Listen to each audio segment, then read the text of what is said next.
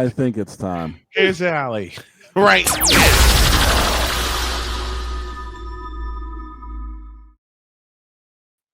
Ladies and Allison gentlemen, Moran is here. from the magical winds of the Windy City, Allison Moran, how are ye?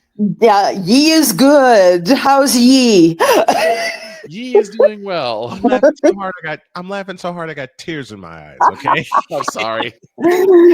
That's I I'm made that laughing so joke. hard. I'm laughing so I hard. I made got that tears joke in my eyes. about Robert Kraft looking like he eats mustard with a spoon, and that has not stopped. he does, don't you know? Right? See, I'm not the only one. No. No, we're not the only. You look at that face, and I don't think even the mustard salesman would. I don't want to sell him that.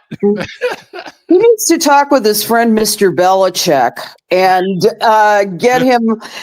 get himself a little hottie who's 24 years old, and they can make her the CEO of the Patriots. How I don't about know. that? I don't know if we want him to be another Gerald. I don't know if we want that. Another Jerry Jones. When you know someone's been around us for a while, when Allie starts taking the jokes that we made a while ago and incorporates them into her segment, and we're all broken up. Can throw anything at me you want. I'll have a comeback for it. This is something I love dearly. Yeah. I do have a serious question though. So the past couple of games we've seen, at least the past couple of Sky games, we've seen Angel Reese get better, but unfortunately, the Sky just can't turn it into a W. Right. What needs to happen? Is it a coaching thing? Because that's where I'm leaning to, or is it just a chemistry thing? Because for some reason, it seems like they still can't turn the corner. Courtney Vandersloot said it really, really well in one of the post-game press conferences. She said, "We're still finding our chemistry. We'll find our shot when we find our chemistry." And what they're looking at now is improving game by game. So every loss is a victory in that they didn't, let everybody pound them by 25 points, right? And it's, I think that right now there's a struggle, maybe not so much in the "I'm angry at you" sense, but who's going to lead the team? I think that's actually a bigger struggle, because there was no Angel Reese when they won the championship, right? There wasn't a situation where Courtney Vandersloot did not have full control of that court. She was the one, pass it to Candace Parker, and it goes in, and there we are. And so now it's a lot of new people with new chemistry that has not gelled yet.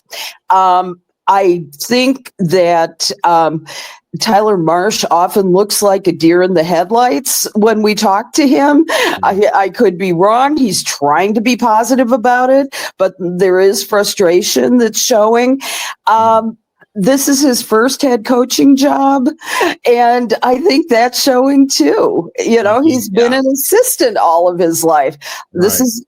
And often it takes a while to be able to get out. Yeah. So you've got a lot going on behind the scenes with the Sky, and I'm hoping that they're going to work it out before the All-Star break, but I am not hopeful. They'll probably, the sooner they can play the Connecticut Sun, I think the better. But battle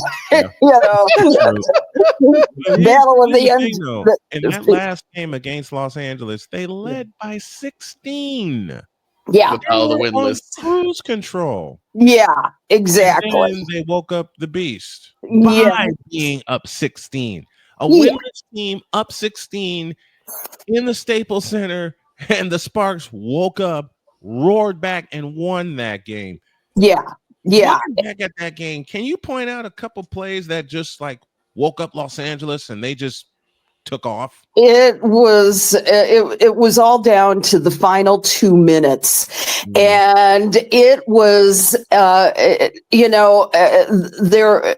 I think one of the problems I saw was that there was how do I want to say, some hesitation on the part of the main players on the team. There was some issues on the part of Angel Reese, and I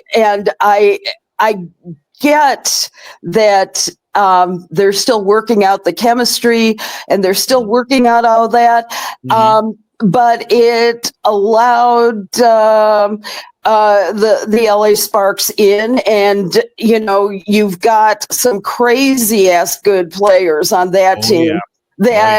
And so that's the reason why you can't be unsure in those minutes.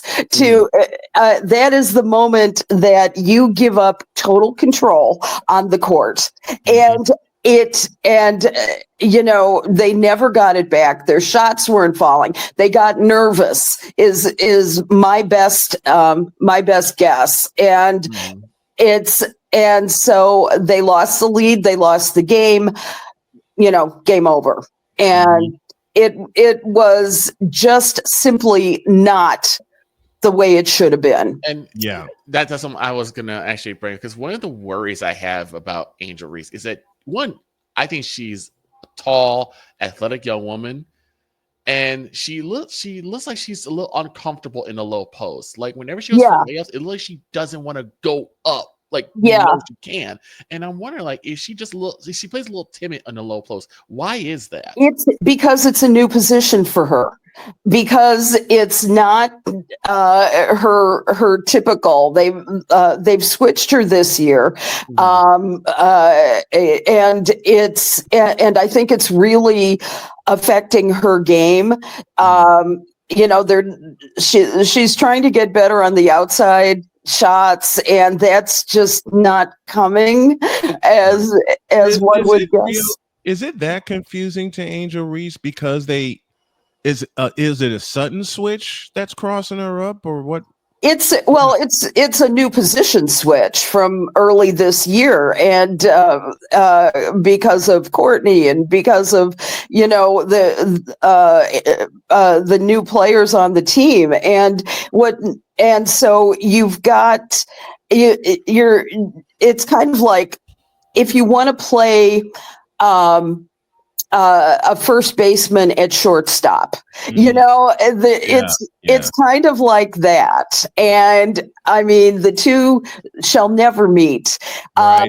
I say, if you want results, you've got to keep a player in a position that they know, particularly if you want to win, because not only is she learning the number 4 position, she's also learning the outside shot. She's also learning how to have chemistry with a virtually whole new team.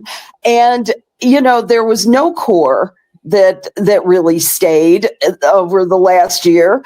You don't have anything resembling a team, to be honest. Right. And so that is my real concern here with the Sky. And I would say return Angel to where she's comfortable, so at least she can lead. Those the outside shots, they'll come later. Right now, this is affecting her entire game. And it in turn is making the Sky a worse team than we thought they could ever be. Let's talk about the first game. Let's go back to the first game of the year that we had talked about it extensively, because Allie, you mentioned that they wanted Angel Reese to run the point a little more. They wanted to have a little more ball handling. They did. Responsibility. In the first quarter of that game, she was dynamite. She was dynamite. But then after Indiana snatched the lead at the end of the first quarter, she she was lost. She Yes. didn't know how to not only get her team back in the game, but keep her team in the game, because Indiana only led by 5 at the end of one, but the next thing you know, they're up 13 at halftime, and it got progressively worse. Yeah. Why did you think she looked so lost after the first quarter of that game when she was doing very well and distributing the ball and getting to the basket? The fever took her out of her rhythm, for one. That was, I think, probably the biggest.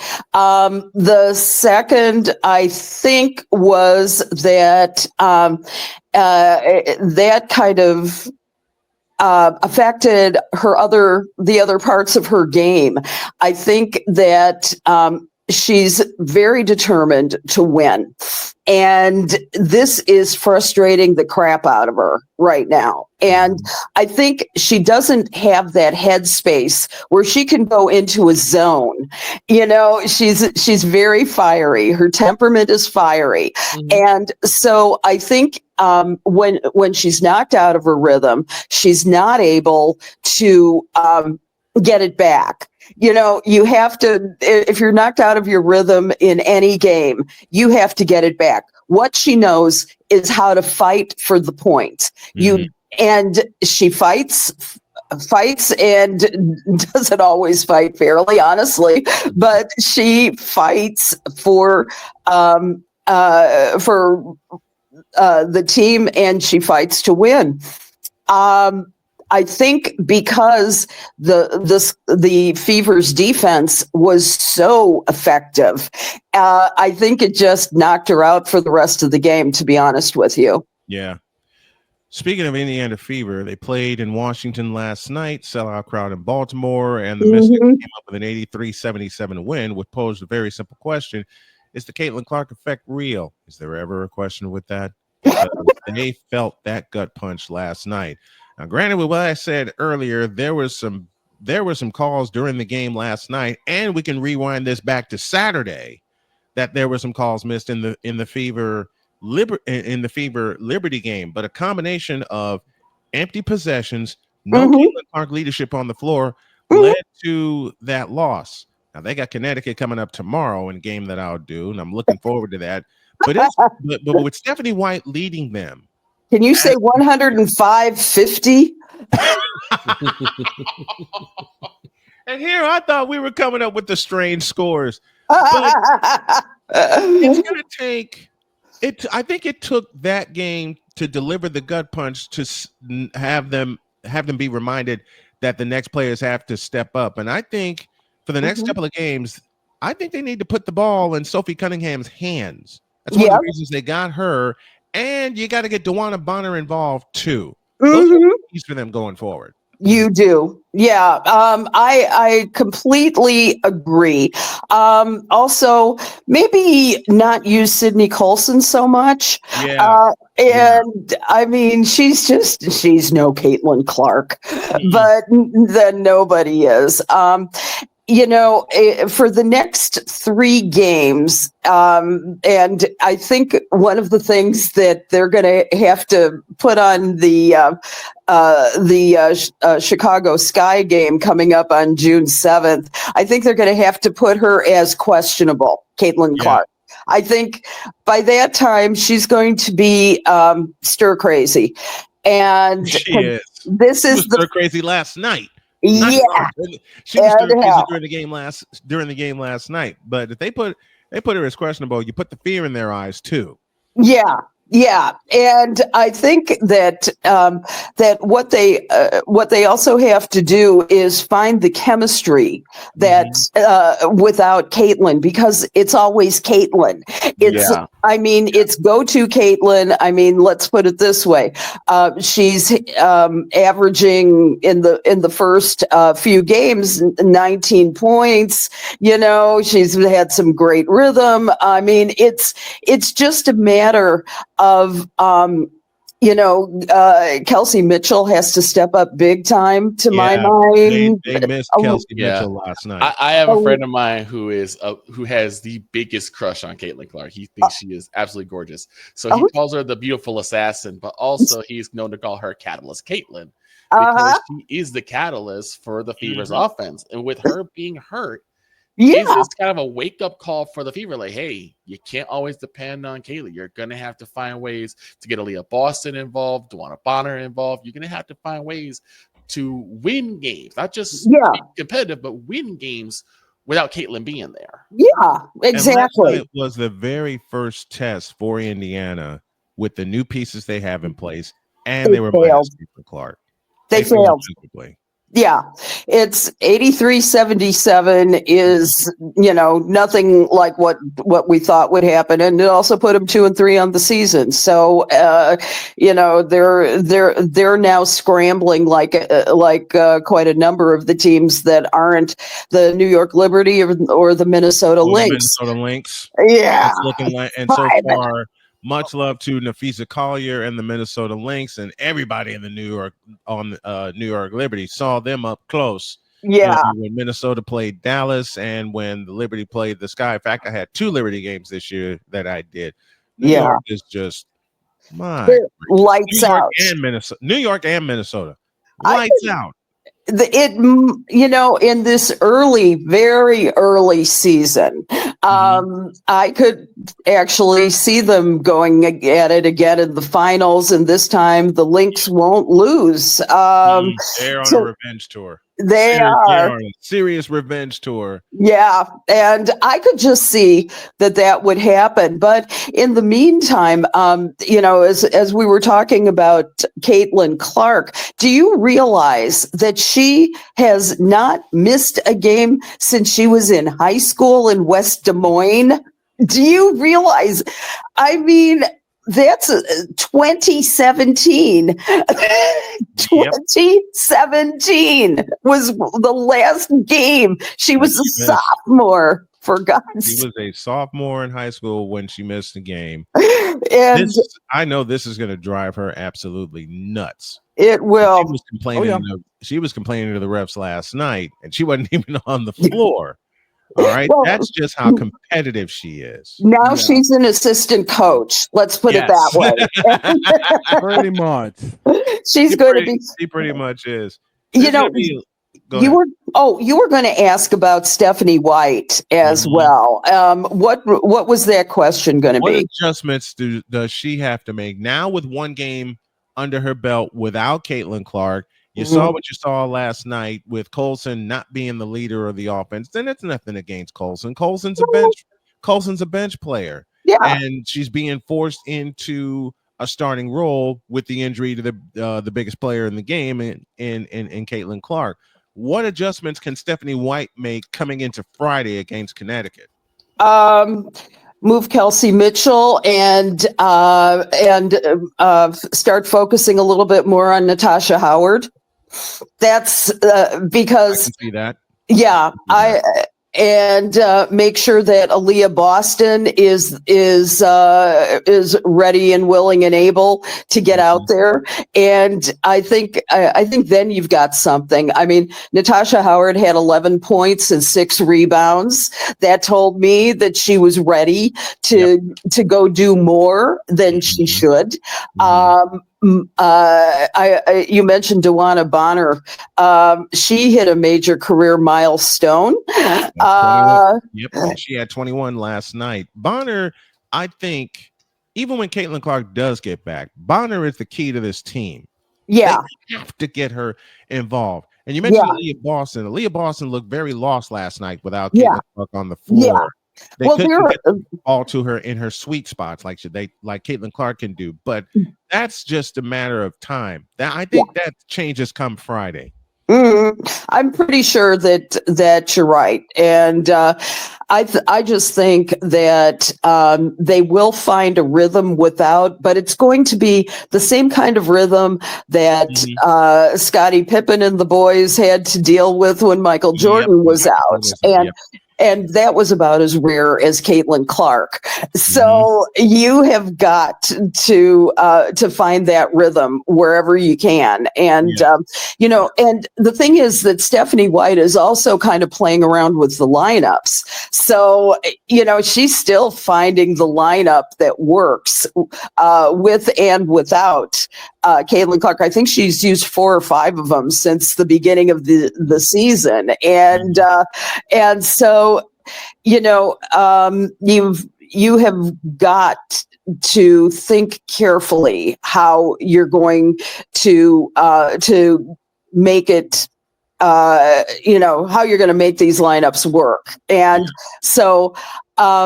But I would say bench anybody that doesn't come up to par. Mm-hmm. And you can't be afraid to do that either. Yeah. You can't be. Steve Kerr, hello. Yeah. Popovich, hello. Phil Jackson, Casey Jones, Billy Cunningham. Yeah. Becky Hammond. All right. Exactly. All the great ones have done it. And so, and I remember even in the days of Pat Summit back at Tennessee. I've told the story on the air before. One thing that Candace Parker did was they had a game against DePaul on January 2nd. And Candace Parker missed her curfew on January 1st. Understand that McGrath Arena was full of Candace Parker fans. And so everybody in the arena was waiting for the return of Candace Parker to the Chicago area. And Pat Summit benched her for an entire first half. Mm-hmm. She did not come out. Missed her curfew. Yeah. Simply put, she missed a curfew. They didn't care. They didn't care. There was no "we want Caitlin out," in the stands or anything like that. And we'll see. I should mention as well. You've not only is the Caitlin Clark effect a problem for the team in winning percentage, it's also affecting the ticket prices for games. June 7th, anyone in Chicago?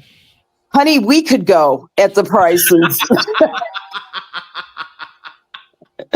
Seriously, on June 7th, the get-in price for the game was initially $86, right, at the United Center on June 7th. Since then, they've fallen to as low as $25. Now, that's according to Sports Illustrated. Now, I myself checked out Ticketmaster early this morning and found that the tickets for 300 level seats were holding for $59.50. And for tickets on the 100 level, though, you've still got some pricey stuff. The lowest was $195. The top was over $3,000. So, in other words, 21,711 are going to be in that joint come June 7th. And I better make sure this is full of green tea and ginger and lemon singer as I'm working on decaffeinating myself forever. Because this morning started, and I wasn't going to do this, but then my wife said, "Honey, can you go grab me some sweet tea?" And I said, "Sure." And I said, "The hell with it," and I grabbed one of these. But it's still going to be a full house. Oh yeah, it'll be a full house. Will it be a good game? That's going to be a big question mark. So I think it will be. I think by that time, Indiana would have figured it out. Yeah. I think by that time, Indiana is that good of a team, even without Caitlin Clark, they're going to figure it out. I agree. Will Chicago figure it out? Yeah. Question, especially being in the United Center with 20,000 people there. Everybody, all eyes will be on Angel Reese. We got a point with that. We're coming up to in just a moment. All eyes will be on Angel Reese. Okay? And some of the Angel Reese fans that I spoke of earlier in the day, I haven't confirmed it yet, are quietly rejoicing that Caitlin Clark is not in the lineup. The question is to Angel Reese, what do you do about it? Yeah, and that is a good question. let's put it this way. You've got a lot more possibilities for fighting dirty. You've Yep. got a lot of I see some flagrant fouls during the game, shall we say. I see that this could be the start of some great revenge coming to the Chicago Sky, if possible. And what's more, it'll be interesting to see how the fans react to the Sky Fever matchup. Now, that brings us to the WNBA saying that it could not substantiate claims of racist fan behavior during a game with the Chicago Sky and the Indiana Fever in Indianapolis. Gee, I wonder who said that first. This pretty redhead on screen with that there's no way they're going to be able to substantiate that. And I was going to ask, what do you think the W should do if they do come across? Because I don't know how you'd be able to really, one, differentiate between who's being, really racist and who's, being a fan. And then once you do, what do you do? Like, are you going to ban them? Are you going to suspend? Are you going to say, hey, this stuff is not allowed? What do you do? Things were getting tough several years ago at the DePaul games. Mm-hmm. And I posted about it fairly regularly that, you had some real nasty fans there, and that's much, much smaller space and so you could hear everything. And one thing that they did was they would post rules and hand out the rules of fan behavior to each person coming in. And I would say that should happen everywhere. And the thing is, I know heated battle, all that fun stuff. There's, you're going to get into a game, but hate has no place. Racist talk has no place anywhere at any time. There are rules to how you behave. There's rules to what players need to be mindful of. They can be as mean and nasty on the court as they want, but you do not respond with hatred and bigotry. You cannot. That is unsportsmanlike conduct. And I get it. But in my household, we had some very strict rules. My dad broke them all the time just because, he was raised with those, with the opposite. Okay. And he always told me, I said, so I can't say those words. He goes, you listen to your mother. He knew it was wrong. My dad would do the same to me, and then I discovered Richard Pryor and George Carlin. Oh boy! And once I discovered George Carlin, it was on, and Dad and I got into a competition where we would try to find the worst joke of the two and make each other laugh, and it wound up a tie because as soon as I find something with George Carlin, he had one ready for me from Richard Pryor, and we're sitting in our room cracking up laughing. Of course. So with that being said, the racial epithets, and I know what goes on. You and I both, Allie, have been to professional events where you see it and you hear it and you're in shock. Hell yeah. Yeah. You're in shock. Yeah. And they need that small handbook needs to go out everywhere. Yes. To all the fans, because there's no place for the hate. I mean, you can be against the team.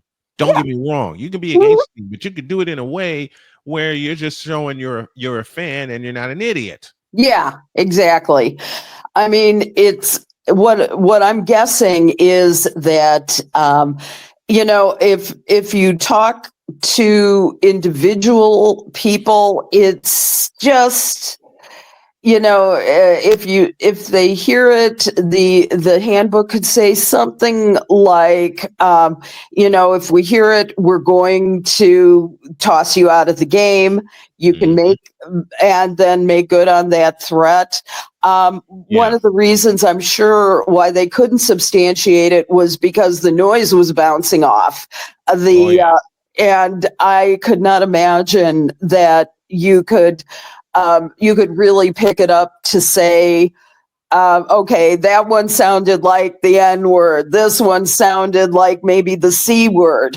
And that's the problem. You can't pick up who said it, where it came from, especially with Fever games being sold out all the time. And with this game in Chicago going to be sold out all the time, even though the technology is the same because they use it for NBA games. How are you going to pick off who said what and deal with it swiftly? Because it's got to happen fast. Yeah. And that's gonna be a challenge. But if you have the rules in front of you and you break those rules, that is they've got trained staff there to to make sure that it doesn't go that far. Right. Yeah. And I mean, I was an Andy Frain usher when I was a kid, pretty much. And, hell, you're in the stands at Bears games. And I mean, oh my God. No more. I was the security guard for the Democratic Convention in Chicago in 1996.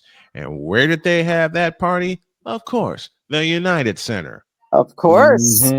A great party. And I heard some things. I will not repeat it here, but I heard some things in that joint that had nothing to do with sports and frightened the daylights out of me. And I'm thinking people can actually get brutal. Yeah. They absolutely can. They can actually get brutal. Oh yeah. That same funny story. That same night, went to my second assignment of the night, which was at the hotel where the delegates were staying, and they had a rule: no eating.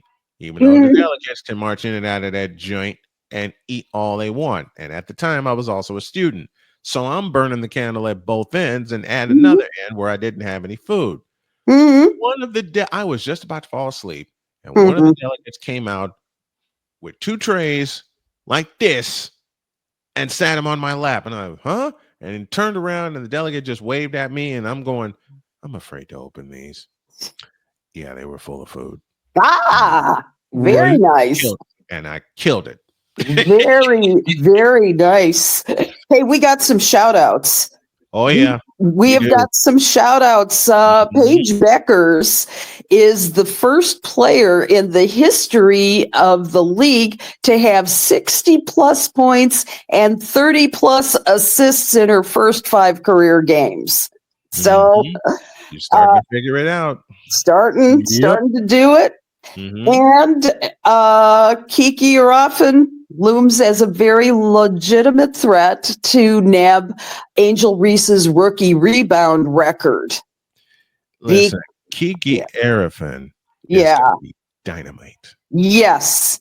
She's taken the league by storm for sure. She's even if the team's under 500, the Washington Mystics, she's grabbing 13.8 points per game and 11.2 rebounds and thus far. And she has grabbed at least 12 rebounds in all 4 of those games and has many as 14 boards in a stretch. So I'm thrilled that both of these women have made such a splash, and that their teams, that's the reason why they were chosen, with the teams hopefully being better. They will improve. And they will. Yes, and so praise God. Also, another praise for Angel Reese, actually. She became the fastest player in the WNBA to reach 500 plus points and 500 plus rebounds in 38 games. And the previous record was 44 games held by Tina Charles. So that's what, and you've got to remember also that Angel did miss some time last year. She had a season-ending wrist injury, so it could have been even more because she missed about 2 or 3 games in the last 4 games. The last 4 games, yeah. Yeah, and it would have been much higher on that. And so you got to say congratulations to them, and also a congratulations to DeWanna Bonner as well. So what is it, 7,500 points? 7,500 points. 7,500. DeWanna Bonner. Yes. And to think, and I mentioned this a couple times last night, DeWanna Bonner is in her 15th season. Yeah. Of UConn. 15. I wouldn't think 15 years went by that fast, but then again, been covering women's basketball basically since the 90s. Yeah, 15 years can go that fast. Right. That's right. Bonner, 7,500 points, 3,000 rebounds, and 1,000 assists. Yes. My God. I mean, you got to go to the NBA for better. Yes, you do. Yeah. And that's like in that same league with Kareem Abdul-Jabbar or Magic Johnson, Michael Jordan. The legends, Larry Bird, Julius Erving, as I mentioned earlier this morning. Man, you just don't see numbers like that. And to whom I think is going to wind up being the most valuable player, Nafisa Collier. Yes.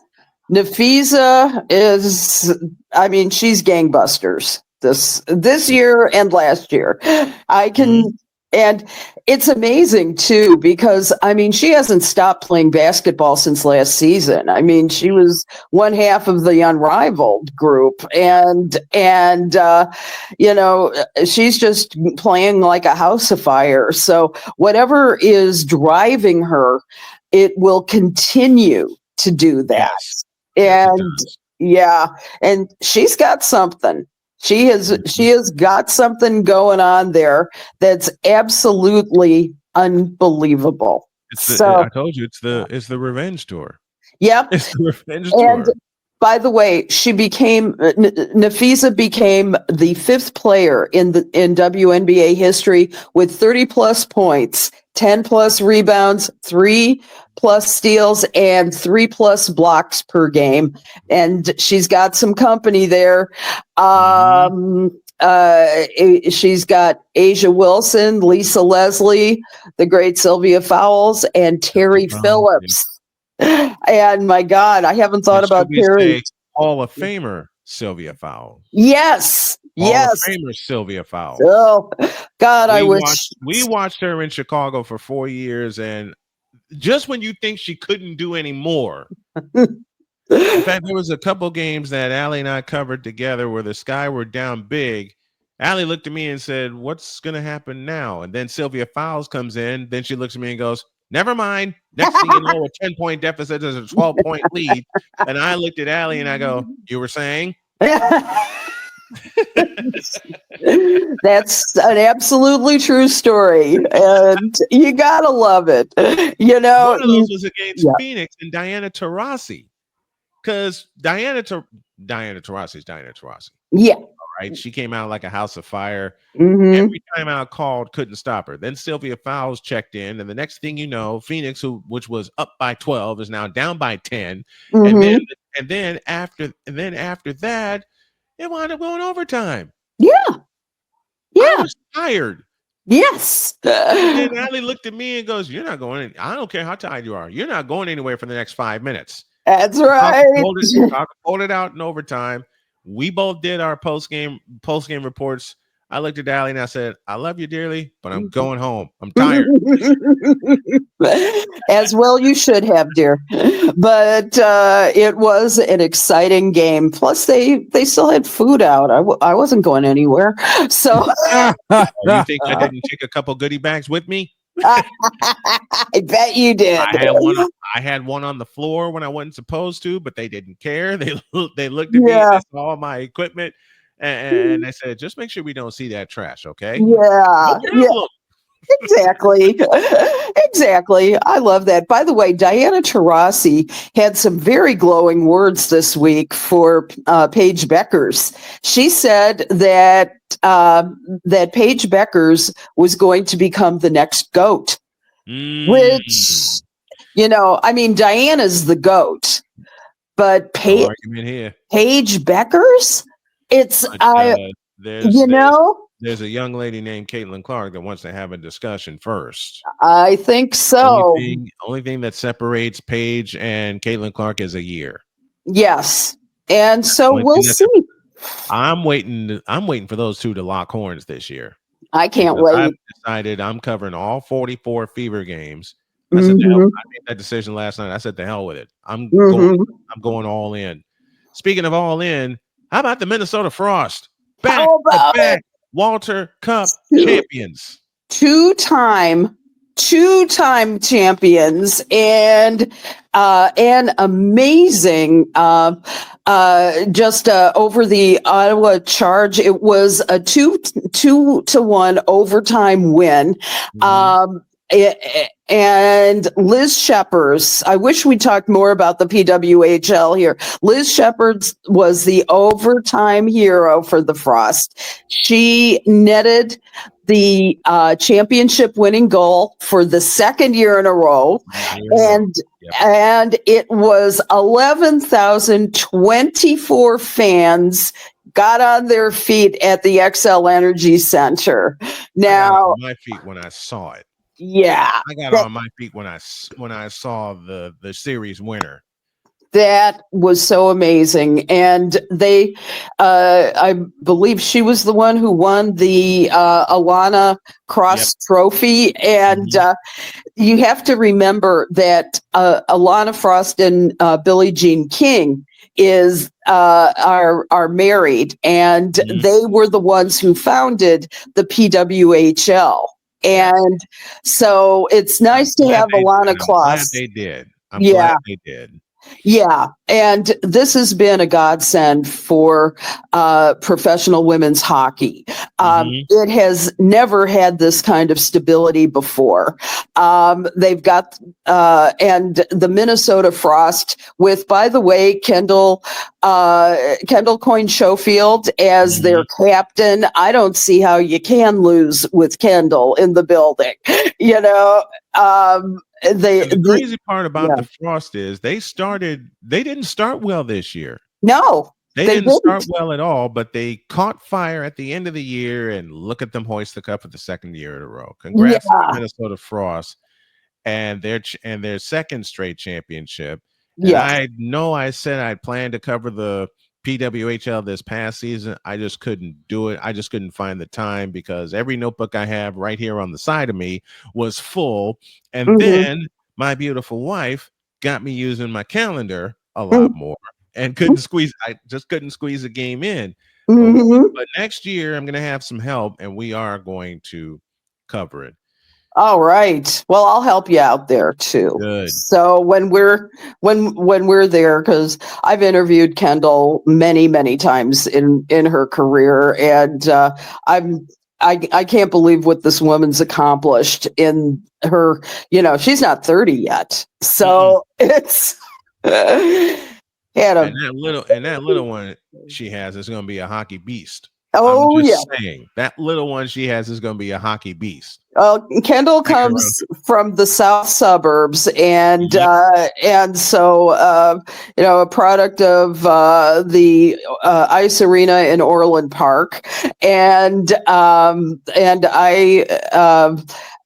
used to work with her brother Kevin over at Moraine Valley Community College. I used to edit all of his stuff, and so at the Glacier, and so it was because of Kevin that I was able to meet Kendall and become friendly with the Coyne family. I want an interview with. I want both of us to do an interview with Kendall. That'd be great. I want that. One more thing before we get out of here, and you gave this to me, and we have to talk about this since no one else will. CTE is not just for male athletes. Olympic gold medalist Lisa Brown Miller's family has donated her brain to science after her recent suicide. CTE is very, very real, not just in athletics, but in life. It's a very painful thing to deal with, not just for you, but the people around you. Yeah. Well, I've had my family members deal with dementia. Yeah.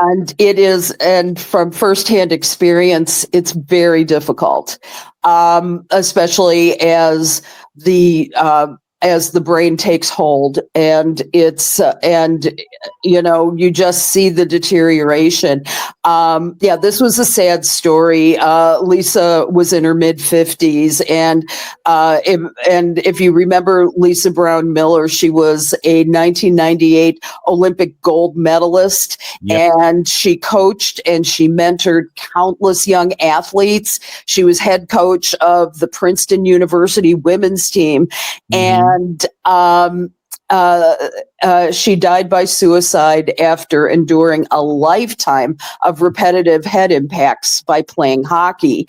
And she went to the top of her sport. But in so many ways, this reminds me of Dave Duerson of the Bears, and of Notre Dame, who committed suicide at age 50. And said specifically he could no longer live with this pain anymore and this confusion and everything that was CTE. We're only now starting to hear about it with women. And yet, if you think about it, soccer, hockey, flag football is going to be coming up. What's going to happen? What's gonna happen with that? Yep. Protect your head. Please. And the thing is that the Brown Miller family donated her brain with the hopes that they could help advance the understanding and prevention and treatment of this degenerative brain disease and shed light on the unique risks faced by female athletes in contact sports, because concussion protocols are real. So many don't want it to happen. So many people, would like to shrug their shoulders and say, but the fact is that every time you take a blow to the head, or, you're in helmet to helmet contact, or you take a soccer ball. I've had a soccer ball to my head before. I can't skate well enough to be on the ice. So I have really weak ankles and no middle ear. So I cannot do that. But I've certainly taken a soccer ball to the head a few times, and it is jangling. It's that's the best way I can describe it. And so definitely kudos to the Brown Miller family for donating the brain to her brain to Boston University's CTE Center. That's the best in the business. And and let's not ignore it in female athletes. No, please. Let's not ignore it with the women, because they go through it, and they suffer more in silence with this. Yeah, men do. Yeah, I that's brought up a name absolutely. I brought up a name a couple of weeks ago of a fellow who suffered in silence. You mentioned Dave Duerson. I mentioned Junior Seau. Yes. Mhm. Yeah, Junior as well. I was thinking of him this morning as well. So Mhm. yeah, and the thing is that out of that realization from those autopsies of Junior Seau and Dave Duerson and many other football players, they developed a better helmet. So Mhm. why can't this happen For with? the women. Yeah, Why can't it's this why can't this happen for the women, especially now with women's hockey taking off? Right. yeah They need to get in there and handle this now. that You got that 2 seasons needs. of the PWHL under your belt. And I think that's You what got angers me the most with this is that why does the mainstream wait till it's too late? because the Oh. mainstream is lamestream. Yeah, Period. So they wait until someone's dead. It's like we should have been doing this beforehand so it doesn't get to the point where someone's dead. And mhm, again, Ali mentioned Dave Duerson, and I remember that tragic story and how he committed suicide. And not long after that, we hear the name of Junior Seau doing mhm, doing the same thing. And now you have this. You have Lisa Brown Miller committing suicide because of CTE. Man, CTE is real in all athletes. CTE is very real, especially when any kind of bullet to the head's going to weaken it. This is from mhm, a fellow who's taken a couple of concussions. And I'm gonna mhm. say a name that it's gonna be very controversial. But Chris Benoit had Chris some had Benoit. that too. That's right. I was Yeah, just thinking about we the all were. Canadian crippler. Yeah. Yep. With Chris what because I remember when they talked about when his father donated his brain to science with Chris Nowinski, who was also a wrestler who had concussions. Mhm, They said when they examined his brain was that of an 80-year-old Alzheimer's patient with Yep. dementia mhm, and CTE. And I'm like, my God. Now that doesn't excuse what he did. No, mhm, It makes you it think, doesn't. man, if someone were to catch this early, mhm. about the tragedy that is Junior Seau, Dave Duerson, Chris Benoit, and others. Mhm. Why are we Many waiting of so late? Yeah. And We got to keep a track on this. yeah, No other media outlet will, but we will. yes, we absolutely No other will. media. I guarantee you, no other media outlet will talk about this, but we will. That's Because why we I want love to being not part of only this. bring the fun, we want to bring the awareness. That's why I love Exactly. being part of this group. Yep. You guys are my mentors. Oh, Thank you. that's so Oh, sweet. man. Especially Allie, because Allie is the one that is in them trenches. Yeah. with the Oh, sport. Allie's Okay. been in the Chicago trenches as long as I've known her. Right. Yeah. Okay, And Allie does longer. not listen. Allie does not Bless. play around. Okay, Allie does not play around, and we got to get Ellie's on. gotten in trouble for not playing around. So You think I haven't in 30 years? 'Cause look, Allie and I have been friends for almost 15 years now, and she's been Yeah. around when I've gotten in trouble. No, that's true. Allie's been around when I've gotten in trouble when I've stood my ground. And Allie stood her ground with me. I was like, wait a minute, why are you doing this to him? What did he do? Matter of fact, I nearly got kicked out of a Sky game because of a rule they implemented before I arrived. They changed the timing of the interviews and did not inform the press in time. And I nearly got kicked out. Jeez. You're not good. Oh no, you're not getting away with this one. Mm-hmm. Fortunately, the situation got fixed. All right, we better get on out of here. Allie, thank you so much, my dear. Always a pleasure. We'll talk to you next. Thank All you. righty. Everybody have a great week. Yep.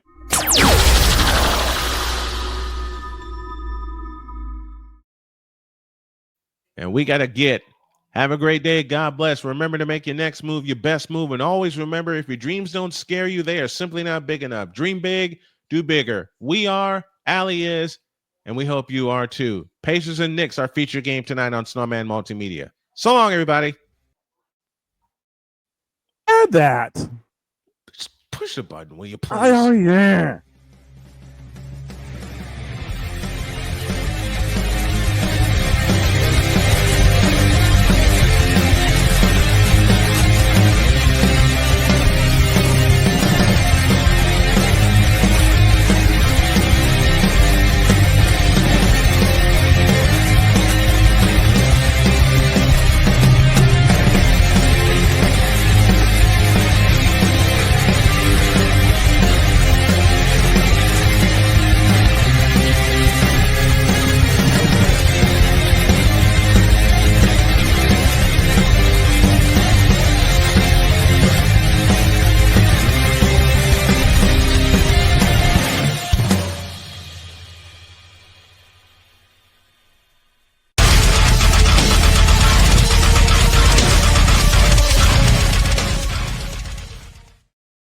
If you thought today was crazy, wait till tomorrow. See you later. I'm gonna need more.